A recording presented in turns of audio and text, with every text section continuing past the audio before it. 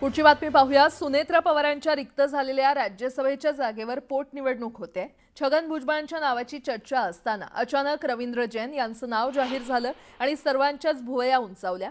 भुजबळांनी राज्यसभेवर जाण्याच्या बदल्यात पुतण्या समीर यांच्यासाठी राज्यात मंत्रिपदाची मागणी केल्याची माहिती मिळते। तर समीर भुजबळांच्या मंत्रिपदाला भाजपचा रेड सिग्नल होता अशी चर्चा राजकीय वर्तुळात झाली खरी, पण स्वतः समीर भुजबळांनी न्यूज 18 मराठीशी बोलताना या चर्चा फेटाळून लावल्या की बाबा आपण जे पुढचं जेव्हा रिशफलिंग वगैरे काय समजा विस्तारीकरण वगैरे काय होणार असेल तर त्यामध्ये आपण सहभागी करून घेऊ।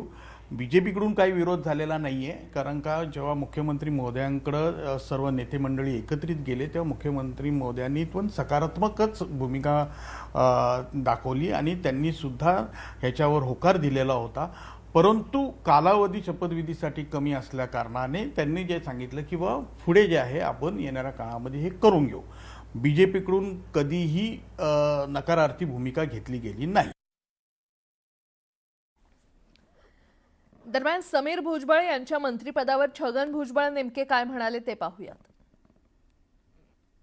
अनेक ठिकाणी मकरंद पाटील मंत्री आहेत, त्यांचे भाऊ तिथे खासदार आहेत, सुनीत्राताई आहेत, जयवर्ती आहेत, शिंदे खाली आहेत, त्यांचे पुत्र वरतीराज, सगळी अनेक ठिकाणी तटकरेंचे तसं आहे।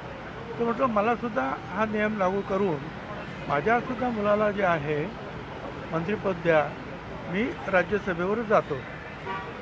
परंतु मला असं वाटतं की ते वरती कम्युनिकेट करायला वेळ लागला असं म्हणण्याची शक्यता नाकारता येत नाही।